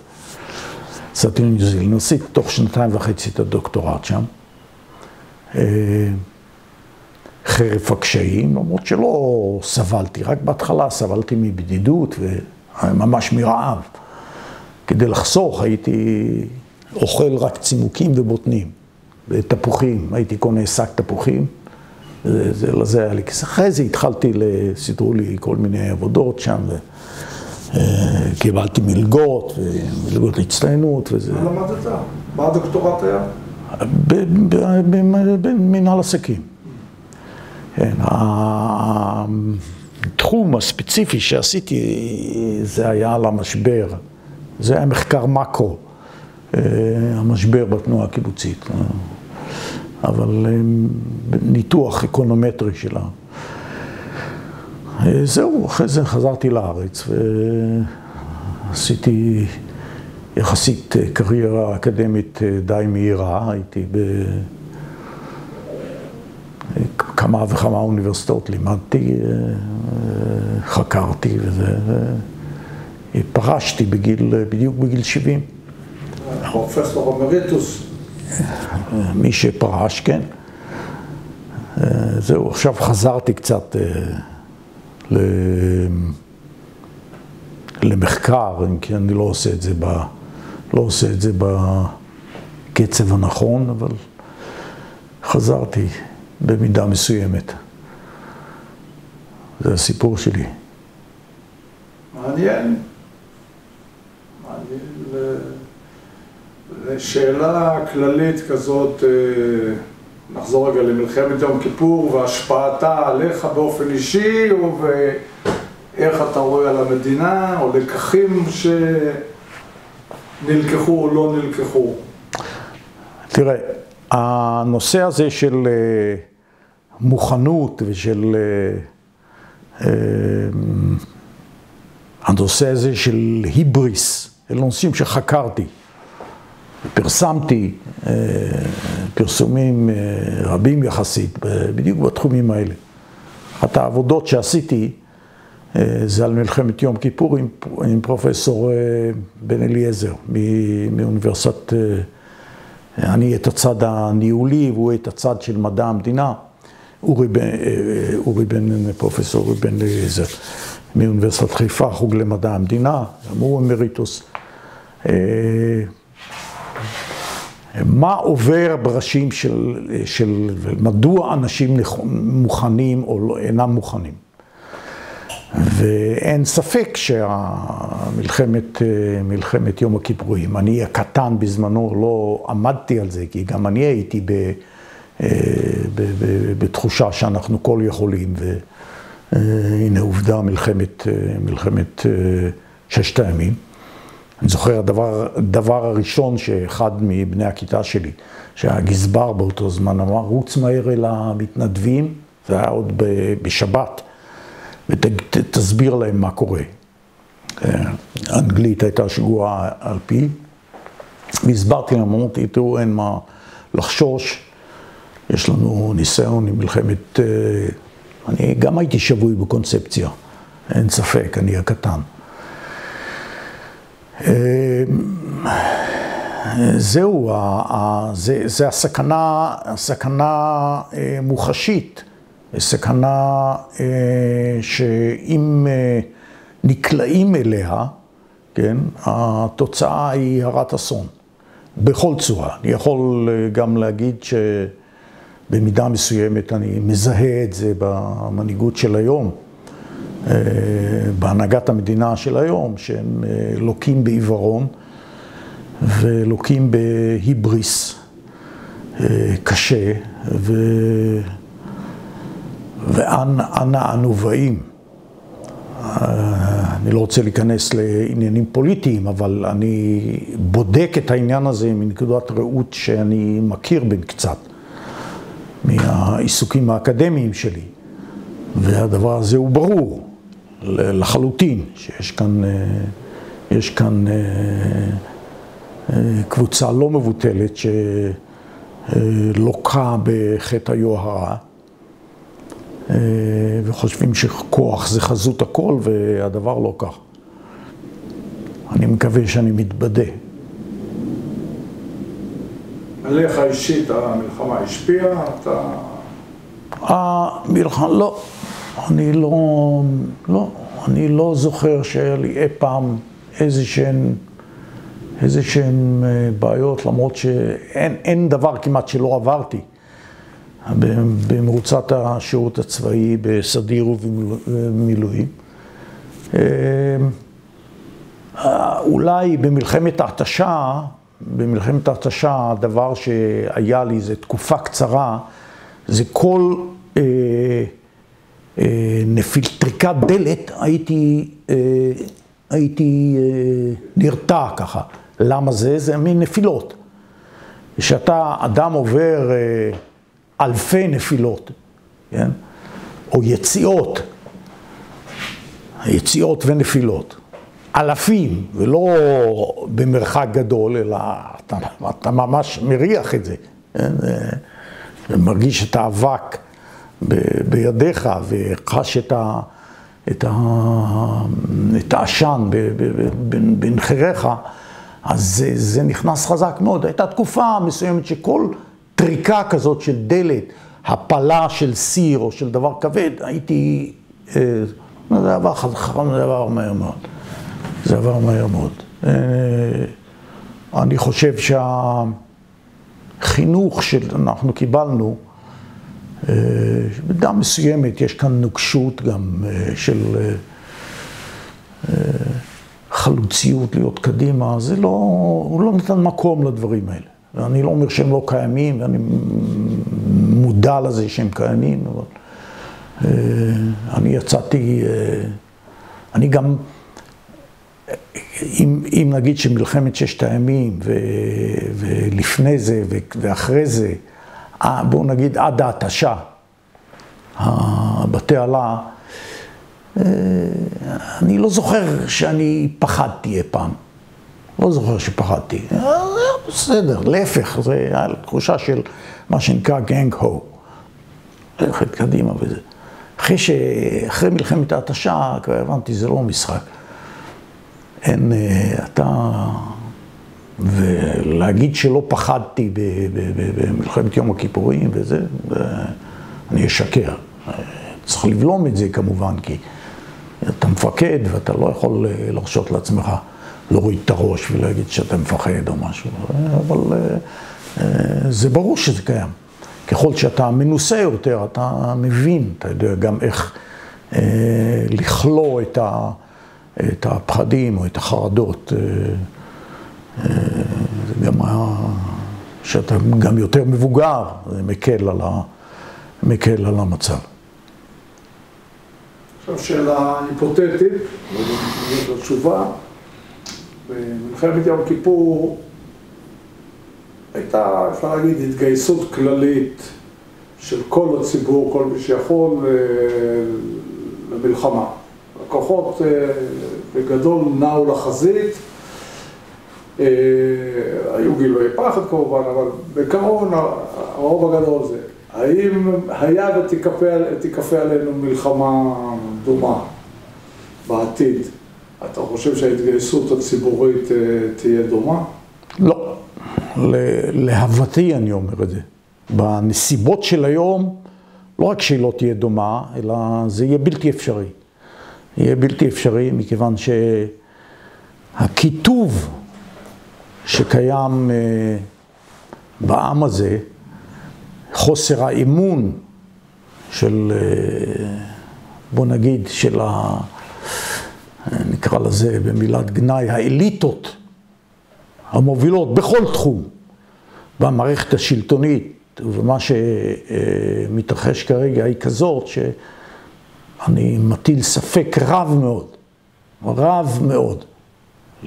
אני אומר את זה לצערי, כי אני רואה את החיילים הצעירים ואני יודע שהרבה יותר טובים. נגיד, אם אתה מסתכל על אגוז, זה גדוד בחטיבת הקומנדו. כן, אנחנו היינו פחות או יותר עלי בבא. אומנם מסודרים, סיירת פיקודית וזה, ת"פ אלוף הפיקוד, וזה לא היה סתם, כן? אבל אין מה להשוות, זה חיילים הרבה יותר טובים. אבל מה הנכונות של למבצע כזה או בודד, כזה או אחר, זה סיפור אחר, אבל של העם להתגייס לזה, אני לא רואה שזה, לצערי, אני אומר את זה, לצערי, כי אני חושב שהייתה לי תרומה מסוימת בעניין הזה, זה גם צר לי לראות, וזה גם כואב, אבל העם הוא משוסע ומפולג בצורה כזאת, שלא נעמוד על הסיבות לכך. אני לא מאמין שלעת צרה, אם חלילה תבוא, אז תהיה התגייסות, תהיה נכונות להקריב, רחוק מכך. טוב, באווירה לא כל כך אופטימית זאת אנחנו נסיים, אלא אם יש עוד איזה משהו להגיד. כן, אני שכחתי להזכיר את שמו של אבי תלם, שהיה מפקד היחידה, מפקד אגוז, שהוא מפקד נערץ ושממנו למדתי המון. הוא היה דמות מופת לא רק מבחינתי, אלא גם לדעתי גם חבריי לנשק, גם בדוגמה אישית ובקור רוח. הוא בא לאגוז מסיירת מטכ"ל. אני הייתי חייב לציין את זה, כי ממנו למדתי הרבה. הוא גם, בנימה אישית אני יכול לציין דבר כזה, שאני הייתי פעם זה היה נקרא קאדר מערבים, בקיבוץ שלוחות. לקחו אותנו לקיבוץ שלוחות, היינו שם איזה חודש וחצי, כל לילה מערבים. וביום חוזרים, או בבוקר חוזרים לקיבוץ. הקיבוץ קצר לנו כמה, אכלנו בחדר אוכל, אפילו הזרקנו לעופות שם, גייסו אותנו לקיבוץ דתי. ושם היינו בצריפים. פעם ניקיתי את הנשק, באיוולתי פלטתי 2 כדורים. למזלי, אני מיומן בזה, ותמיד הנשק ב-45 מעלות, אז זה פגע בתקרה. והובלתי אחר כבוד למשפט. אבי תלם היה מפקד היחידה, אז הוא שפט אותי. ואני מגיע מה קרה, סיפרתי מה קרה. אז הוא אמר, הורדה לדרגת טוראי. בסדר, הייתי רב"ט. הורדה לדרגת טוראי. הוא אומר, אבל זקי, ביום שלישי הבא אתה הולך לקורס קצינים. זה אבי תלם.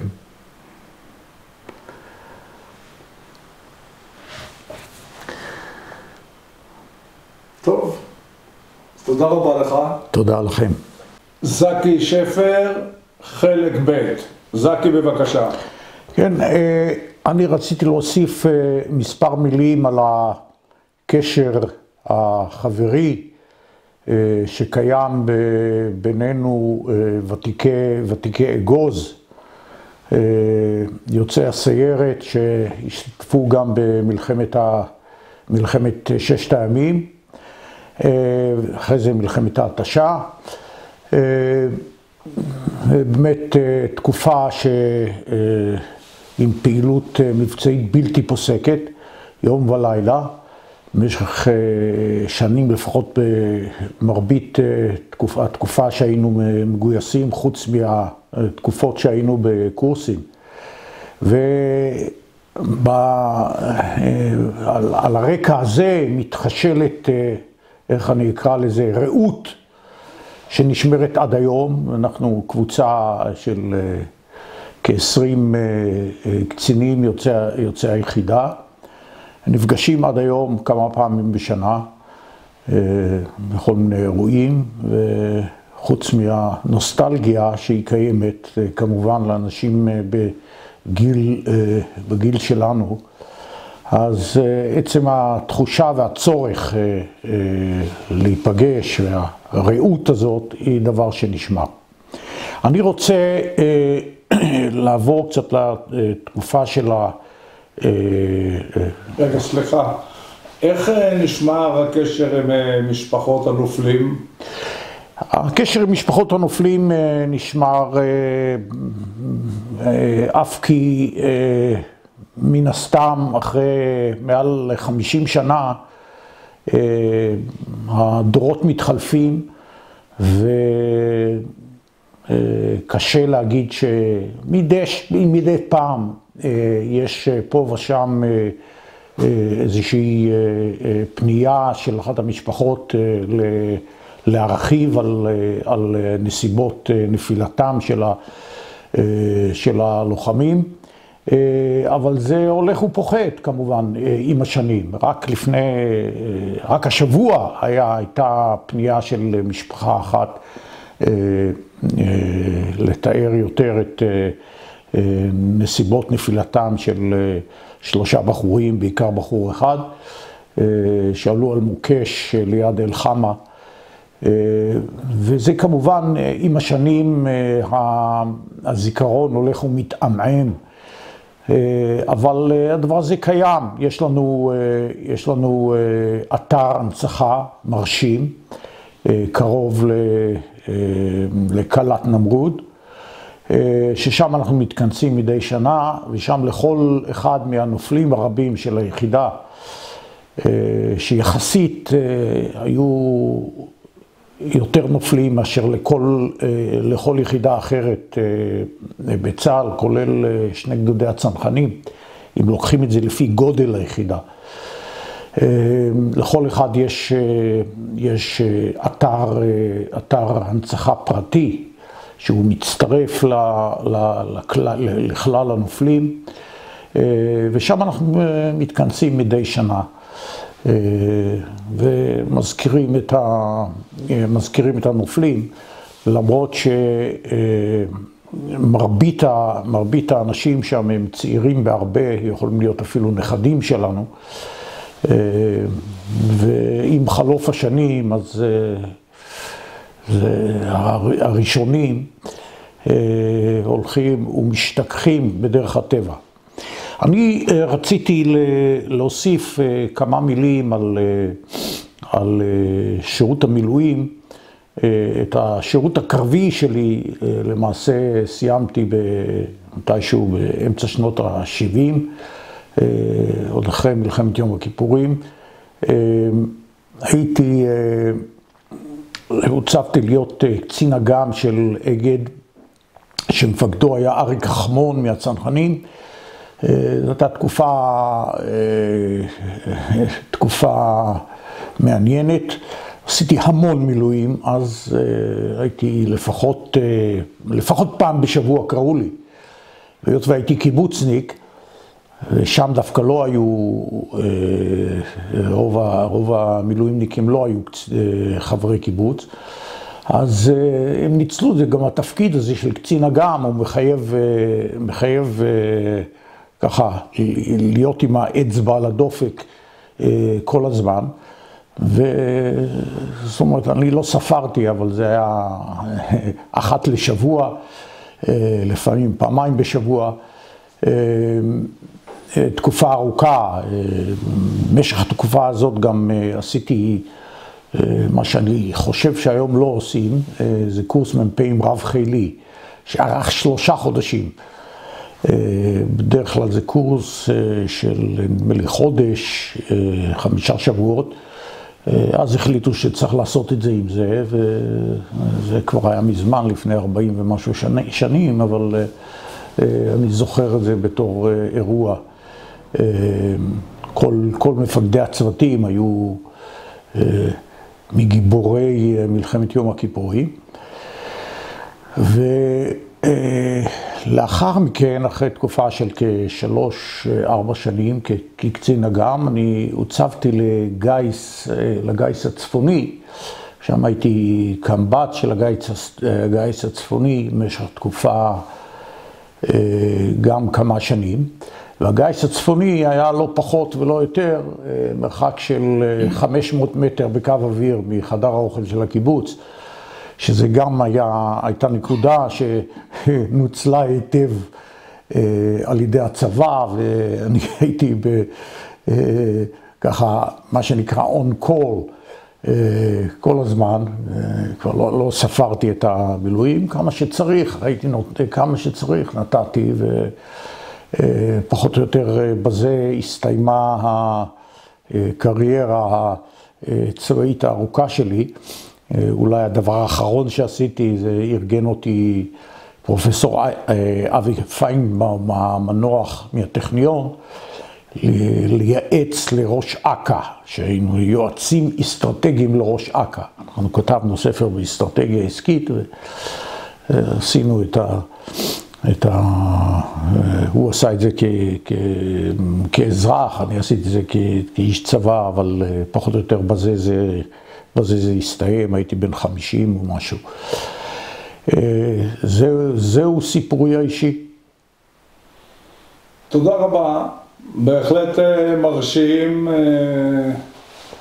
לא ניכנס לפוליטיקה, אז לא ניכנס עכשיו לוויכוח על מחאת השריונרים, אבל תודה רבה לך. זה גם לא רק מחאת השריונרים, זה ויכוח על גניבה, זה לא גניבה, אבל זה הטנק, השימוש. אלה כולם גיבורי מלחמת יום הכיפורים, המנהיג שלהם זה היה בפלוגה של טייגר ברמת הגולן, אנשים שאנחנו יכולים להיות רק גאים בהם ובמה שהם עשו ומה שהם עושים עכשיו. תודה רבה ושיהיה בשורות טובות.